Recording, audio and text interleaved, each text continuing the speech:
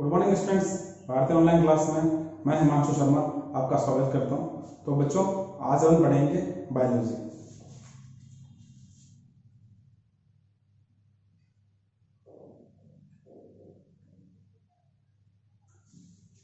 यहाँ हम पढ़ने वाले हैं बायोलॉजी की बेसिक डेफिनेशन और उसके ब्रांचेस और उसका इंपॉर्टेंस।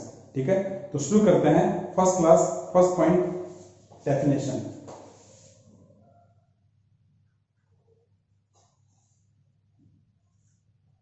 Definition biology. तो पहले बात कर लें कि बायोलॉजी की डिस्कवरी किसने की। तो बायोलॉजी एक्चुअल में डिस्कवरी की थी वो थी एरिस्टोटल।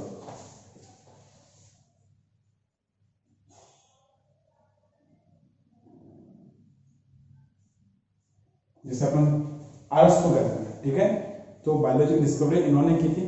एक्चुअल में बायोलॉजी साइंस की ब्रांच है जिसके थ्रू आउट हम किसी भी लिविंग सेल्स है उनके ऑरिजन, उनके डेवलपमेंट, उनके स्ट्रक्चर, उनकी टोटल बायो प्रोसेस की स्टडी करते हैं। उस ब्रांच को क्या कहते हैं? हम बायोलॉजी कहते हैं। तो क्या डेफिनेशन हो गई? Biology as a study of, biology as a study of living cells for following step like origin, development, structure and bio process। Clear है? तो ये हो गई इसकी डेफिनेशन। सेकंड कमेंट शुरू करते हैं, वो है बायोलॉजी की ब्रांच, ब्रांचेज ऑफ बायोलॉजी। उससे पहले हम बात करते हैं बायोलॉजी वर्ड का मीन्स। देखो, इसमें टू वर्ड्स आ रहे हैं। फर्स्ट है बायो, सेकंड है लॉजी। जो बायो होता है वो टू वर्ड से मिलकर बना हुआ। कौन कौन सा? एक तो है प्लांट और एक है एनिमल। जितने भी प्लांट्स है वो इसमें आ गए, जितने भी एनिमल्स है वो एनिमल में आ गए। ठीक है, तो इस बेस पर बन गई कौन सी? जूलॉजी। और इस बेस पर बन गई कौन सी? बॉटनी। क्लियर है? Botany and zoology. अब यहां करते हैं लॉजी। लॉजी मतलब होता है स्टडी। तो क्या हो जाएगा? Botany, zoology, study. बेसिक्स समझ आया आपको? तो कहने का मतलब जो बायोलॉजी है उसकी जो मेन ब्रांच है वो है बॉटनी और जूलॉजी। बट उसके बाद में एज जैसे जैसे हमने इसको अलग अलग डिस्कशन किया वैसे वैसे इसकी और भी ब्रांचेस बन गई। तो हम उन ब्रांचेस को जो अपने सिलेबस के अकॉर्डिंग है उनको क्या कर रहे हैं, अब यहाँ पर स्टडी कर रहे हैं। तो सबसे पहली ब्रांच आती है वो है जूलॉजी। तो नाम से मालूम पड़ रहा है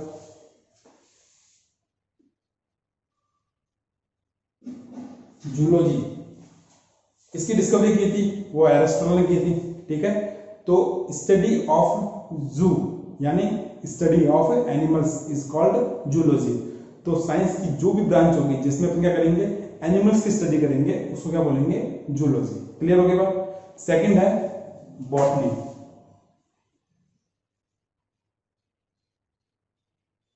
इसकी डिस्कवरी की थी थियोफ्रैक्टस ने।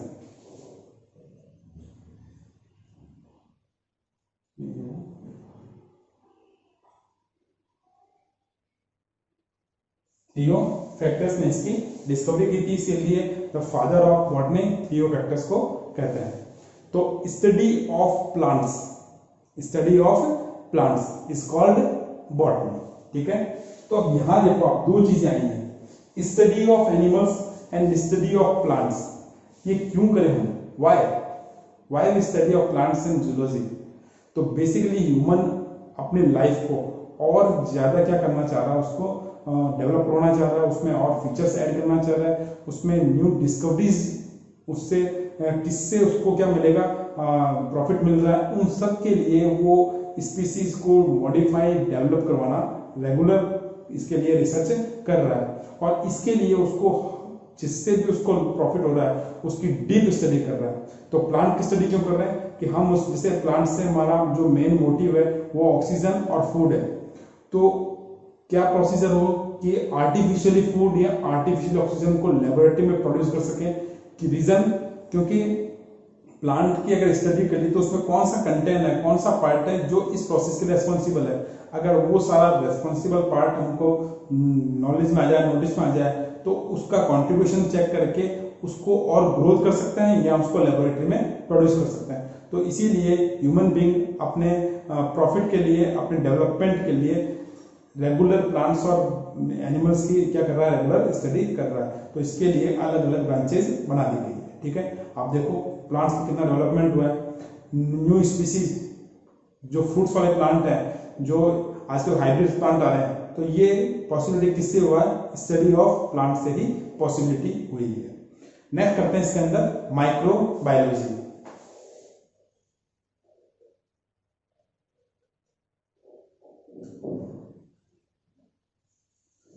माइक्रोबायोलॉजी में फर्स्ट वर्ड आया माइक्रो। माइक्रो मीन्स होता है माइनर, स्मॉल। ठीक है, अब स्मॉल कौन सा है, तो बैक्टीरिया, वायरस, माइक्रोप्लाज्मा, ये माइक्रो एनिमल्स होते हैं या माइक्रो पार्ट्स होते हैं, माइक्रो फैक्टर्स होते हैं। तो इनकी स्टडी करना ही क्या कहलाएगा, इनकी स्टडी माइक्रोबायोलॉजी, यानी बैक्टीरिया, वायरस, माइक्रोप्लाज्मा, जितने भी माइक्रोब्स होते हैं इनको स्टडी करना ही माइक्रोबायोलॉजी। ठीक है, इससे क्या बेनिफिट है, वायरस, बैक्टीरिया, इनकी अगर हमको नॉलेज हो तो हम इनसे प्रोटेक्शन कर सकते हैं, इससे प्रिकॉशन कर सकते हैं, इसका ट्रीटमेंट कर सकते हैं, इसका कॉज मालूम कर सकते हैं, ये कहाँ ग्रोथ करता है, कैसे इसकी ग्रोथ को कंट्रोल कर सकते हैं। अभी पूरा वर्ल्ड कोविड-19 से इफेक्टेड है और उसमें रेगुलरली उसके ट्रीटमेंट के लिए रिसर्च चल रही है। तो ये रिसर्च एक्चुअल में माइक्रोबायोलॉजी के थ्रू आउट ही चल रही है, क्योंकि वहां उसकी स्टडी कर रहे हैं कौन सी मेडिसिन, कौन से साल्ट, कौन से कॉन्ट्रीब्यूशन से वो डिस्ट्रॉय होगा, इसकी डिस्कवरी चल रही है। तो देखो कब इसमें अपन को सक्सेस मिलती है। ठीक है, हाँ चलो नेक्स्ट शुरू करते हैं, वो होती है morphology.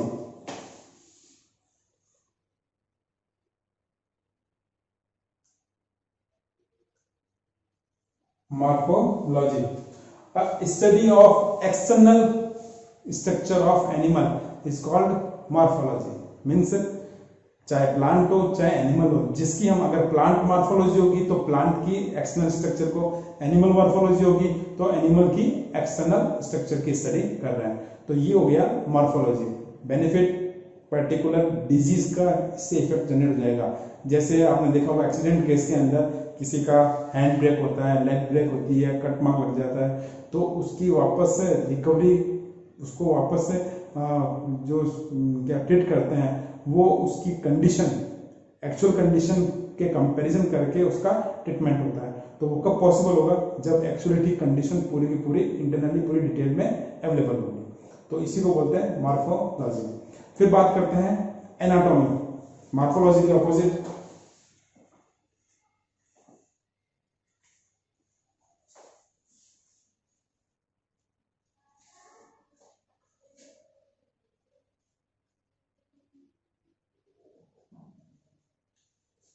Anatomy, study of internal structure of animal और प्लांट्स। अगर प्लांट होगी तो प्लांट एनाटॉमी और एनिमल्स की स्टडी होगी तो एनिमल एनाटॉमी। ठीक है, तो स्टडी ऑफ इंटरनल स्ट्रक्चर, और डिपेंड करता है किसके ऊपर, ये प्रोसेस कंप्लीट कैसे होती है, as a section cutting, particular उसका डिसेक्शन होगा, उसके थ्रू आउट ही हम इंटरनल स्ट्रक्चर को क्लैरिफाई कर पाते हैं, उसकी स्टडी कर रहे हैं। फिर बात करते हैं, नेक्स्ट है histology.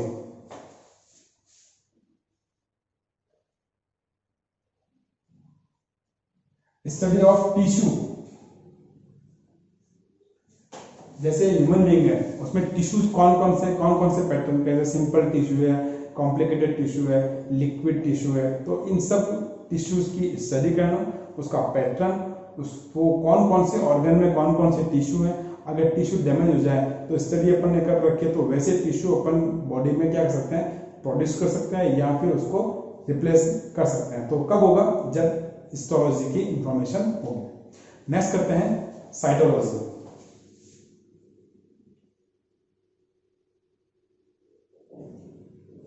Cytology, study of cells. Robert Hooke नाम सुना आपने, यही इसके father of cytology Robert Hooke को बोलते हैं।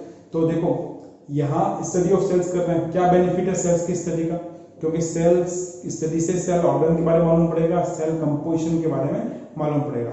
आपने डिजीज का नाम सुना है cancer, uncontrolled cell division is called cancer. अब अनकंट्रोल्ड कैसे हुआ, तो मालूम पड़ा उसका न्यूक्लियस है वो सेल के कंट्रोल में फंक्शन नहीं कर रहा है, nucleus control out of control हो चुका है, इसलिए रेगुलर क्या कर रहा है, वो सेल डिवीजन को हायर कर रहा है। तो अगर हमें सेल की कंप्लीट इंफॉर्मेशन होती है, तो इसको कंट्रोल करने के लिए जो रिस्पॉन्सिबल फैक्टर है उसको डिस्ट्रॉय करके, उसको ब्लॉक करके हम क्या कर सकते हैं, उसकी प्रोसेस को मैनेज कर सकते हैं। तो यही है cytology, study of cell.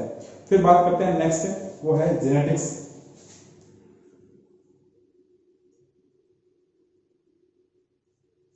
Genetics का नाम आते ही मेंडल तुरंत सामने आता है, the father of genetics, yes, Gregor Johan Mendel.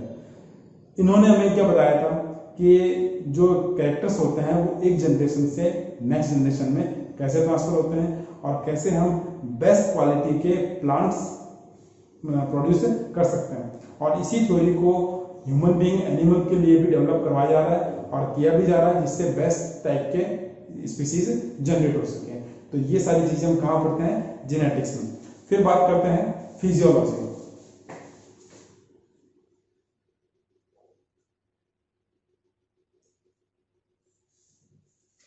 Study of organs या स्टडी ऑफ बायो प्रोसेस, जो किसी भी एनिमल की जो बायो प्रोसेस है, जैसे सर्कुलेशन, रेस्पायरेशन, एक्सक्रेशन, ठीक है, उसका डाइजेशन है, ये रिप्रोडक्शन है, ये सारी बायो प्रोसेस है, इनकी स्टडी कर रहे हैं, तो इसको बोलते हैं फिजियोलॉजी। आपने नाम सुना होगा फिजिशियन, जनरल डॉक्टर होता है वो मोस्टली फिजिशियन ही होते हैं। तो फिजिशियन अपने बॉडी की फिजियोलॉजी के बेसिस के ऊपर क्या करता है, हमारी ट्रीटमेंट को स्टार्ट करता है। तो फिजियोलॉजी ऑर्गन्स की फिजियोलॉजी या उसके फंक्शन पर डिपेंड करती है, उसकी स्टडी को फिजियोलॉजी कहते हैं। फिर बात करते हैं एम्ब्रियोलॉजी।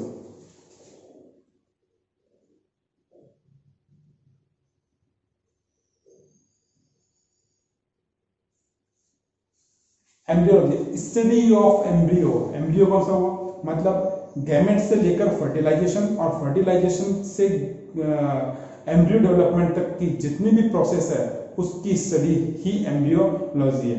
इसका बेनिफिट है जेनेटिकल डिजीज को क्या करना, कंट्रोल करना। अगर बेबी की ग्रोथ, बेबी की स्ट्रक्चर, बेबी में अगर कोई फंक्शन या कोई डिजीज हो तो उसको उसी टाइम पे क्या कर सकते हैं, रिकॉर्ड कर सकते हैं। तो इसके लिए एम्ब्रियोलॉजी की स्टडी कंपल्सरी होती है, तो इसी को बोलते हैं एम्ब्रियोलॉजी। नेक्स्ट करते हैं टैक्सोनॉमी।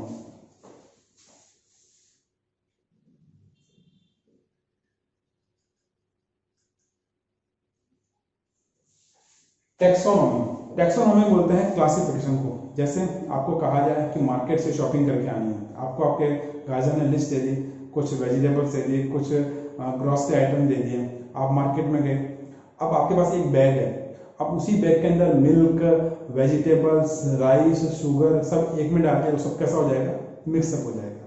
तो ऐसा होने पर वो यूजलेस हो गया और कंफ्यूजन भी, ठीक है। तो उसके लिए क्या करें, पर्टिकुलर देखते हैं अपन, राइस अलग पॉली बैग में, मिल्क अलग बैग में, वेजिटेबल अलग बैग में, इन सबको सेपरेटली पैक करके अपन ने अपने एक लार्ज बैग है उसमें रख लिया, तो फिर देखा और उसको निकाल दिया। समझ में आई बात। तो यही है टैक्सोनॉमी, मीन्स जब अर्थ के ऊपर एनिमल्स और प्लांट के ग्रुप बनाए गए तो सबसे बड़ी कॉम्प्लिकेशन क्या आया कि प्लांट्स कौन से होंगे, प्लांट्स क्या होंगे। तो प्लांट्स जो ग्रीन है वो प्लांट्स, जो ग्रुप बनाए गए, तो जब भी एनिमल्स के प्लांट्स की स्टडी की सबसे बड़ी प्रॉब्लम क्या आई कि किस प्लांट को, किस एनिमल को कौन से, तो जब एनिमल्स की स्टडी स्टार्ट हुई तो सबसे बड़ी प्रॉब्लम क्या आई कि जैसे देखो, आप देखो कि जो फ्लाइंग कर रहा है वो भी क्या है, एनिमल है, जो स्विमिंग कर रहा है वो भी एनिमल है, जो रेप्टाइल कैटेगरी से बिलोंग कर रहा है एज ए स्नेक वो भी एनिमल है, और जो मैमल है ह्यूमन लाइक वो भी क्या है, एनिमल है। तो इन सब के कैरेक्टर्स और इनके जो हैबिटेट है वो सब कैसे हैं, डिफरेंट डिफरेंट है, बट बिलोंग किससे कर रहे हैं, एनिमल से। तो इनको और वापस क्या करना पड़ा, अलग अलग स्मॉल स्मॉल ग्रुप में डिवाइड करना पड़ा।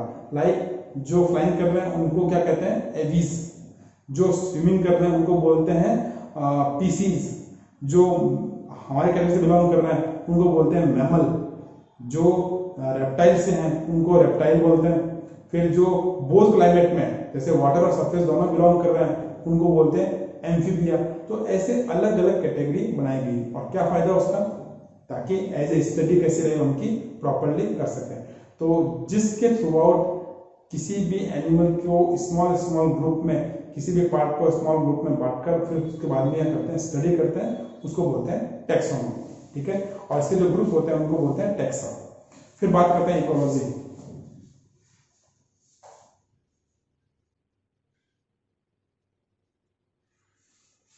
Study of environment with animal और एनवायरमेंट की जो इंटररिलेशनशिप होती है उसकी स्टडी होती है इकोलॉजी। एक साइंटिस्ट है टेंसले, उन्हीं को बोलते हैं फादर ऑफ इकोलॉजी। तो यहाँ क्या बेनिफिट है कि एनवायरमेंट का हमारे पर क्या इफेक्ट है, हमारा एनवायरमेंट पर क्या इफेक्ट है, और इसके इफेक्ट से कौन कौन सी प्रॉब्लम जनरेट होती है, उनका क्या सॉल्यूशन है और क्या उसका इफेक्ट होता है, इन सब की स्टडी इकोलॉजी के थ्रू आउट होती है। फिर बात करते हैं एवोल्यूशन।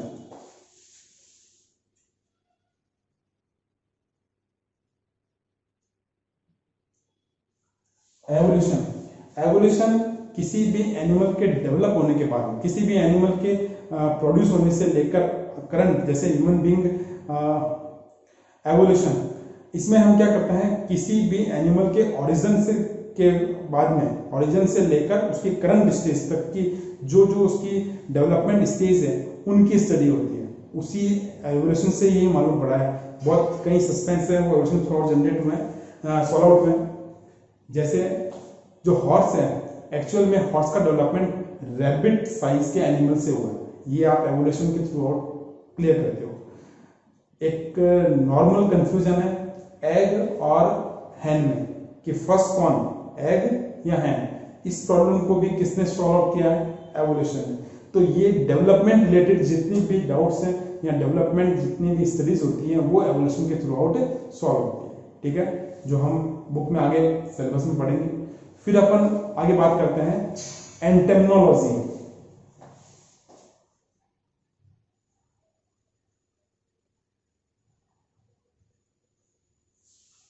एंटेमोलॉजी इसको बोलते हैं इंसेक्ट साइंस, मतलब study of insect as a behave, as a habitat, as a control management, as a nutritive plants, as a loss और importance, as a life cycle. इन सब की इंसेक्ट्स की स्टडी किसमें आएगी, एंटेमोलॉजी। तो उससे क्या बेनिफिट और लॉस, जैसे हनी बी एक हमारे लिए यूजफुल है बट ग्रास ऑपर हमारे लिए हार्मफुल है। तो ये कब कंफर्मेशन होगा, जब इसके थ्रू आउट उसकी स्टडी होती है। नेक्स्ट करते हैं फिर पैलेंटोलॉजी।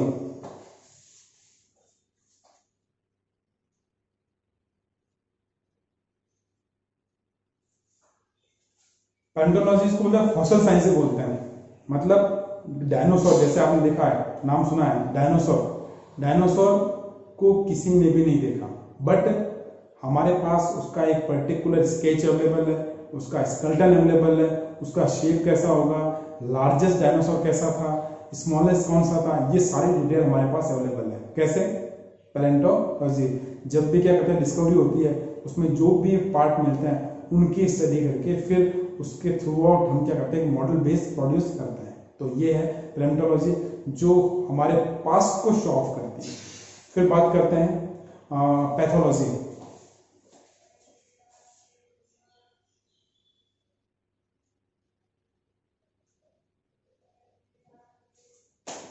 पैथोलॉजी में हम क्या करते हैं, स्टडी करते हैं डिजीज की, क्या बेनिफिट है, डिजीज का रीजन क्या था, कॉज क्या था, उसका सिम्टम्स क्या होगा, उसका ट्रीट क्या होगा, उसका प्रिकॉशन क्या होगा, उसका वैक्सीन क्या होगा। इन सब की स्टडी हम यहाँ कर सकते हैं।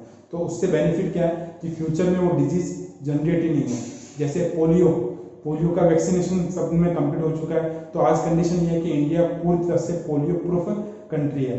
एक डिजीज थी नारू डिजीज, वो भी पहले बहुत ज़्यादा होते थे, लेकिन वैक्सीनेशन और उसका स्टडी करने के बाद में और इंडिया अब पूरी तरह टोटली नारू फ्री कंट्री है। ठीक है, तो ये कई ऐसी डिजीज है जो कब पैथोलॉजी के थ्रू आउट स्टडी करने के बाद में हम उसे डिटेल में डिस्क्राइब कर सकते हैं और उससे अपने आप को इफेक्ट होने से रिकॉर्ड कर सकते हैं। फिर बात करते हैं इसके अंदर पैरास्टिमोलॉजी।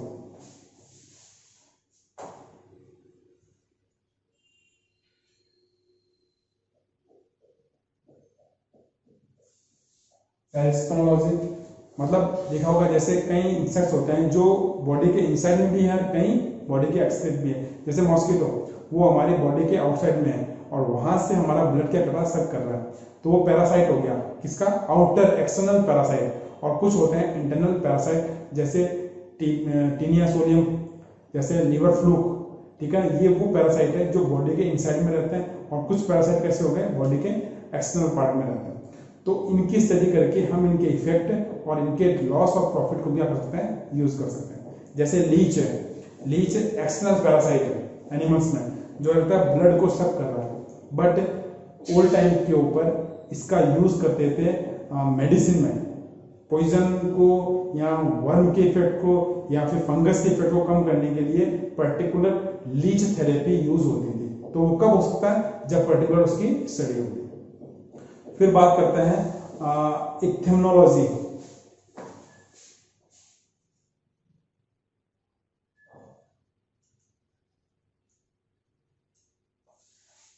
इक्थेमोलॉजी के अकॉर्डिंग हम फिश और एक्वाटिक एनिमल्स की स्टडी करते हैं कि फिश और एक्वाटिक एनिमल से कैसे हमको हाई प्रॉफिट मिलेगा, कौन कौन सी फिशेस हमारे लिए यूजफुल है, कौन सी हार्मफुल है, कैसे उनको हमारे क्लाइमेट के अकॉर्डिंग डेवलप करवा सकते हैं।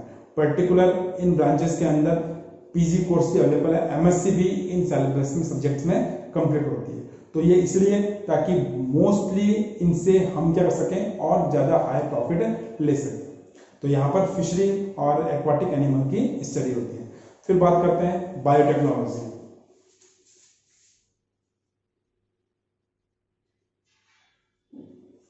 बायोटेक, मोस्टली स्टूडेंट्स, बायोलॉजी वाले स्टूडेंट्स की प्रॉब्लम क्या होती है कि वो इंजीनियरिंग फील्ड में नहीं जा सकते या इंजीनियर नहीं बन सकते, बट जब से बायोटेक आया है तब से बायोलॉजी वाले भी इंजीनियर बनते हैं। ठीक है, कैसे, तो बायोटेक के थ्रू आउट माइक्रोब्स होते हैं, बायोटेक के थ्रू आउट माइक्रोब्स हैं, उनको ह्यूमन बीइंग या अदर एनिमल्स की लाइफ को और ज़्यादा बेस्ट क्वालिटी की या उसको और ज़्यादा डेवलप करवाने के लिए यूज़ किया जा रहा है। और इसके अंदर टेक्नोलॉजी का यूज़ होता है, इसीलिए एक पर्टिकुलर इसके अलग से एक ब्रांच बन गई बायोटेक। और जितनी भी हायर मेडिसिन बन रही है, जितने भी वैक्सीन बन रही है, वो इसी टेक्निक के थ्रू आउट प्रोड्यूस होती है। ठीक है, तो ये बहुत बेस्ट अपॉर्चुनिटीज है। ठीक है, तो ये थी हमारी ब्रांचेस। फिर बात करते हैं बायोजियोग्राफी।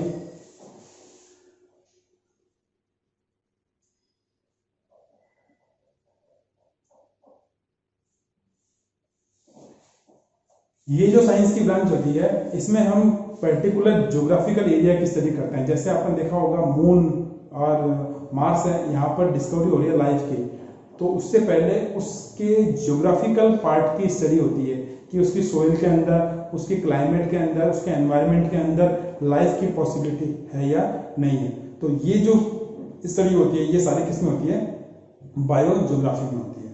तो बेसिकली ये ब्रांचेस हैं बायोलॉजी की जो अपने सिलेबस के अकॉर्डिंग है। तो इसमें मैंने आपको शॉर्टली बताया है कि कौन सी ब्रांच किस पर्पज से यूज में होती है। ठीक है।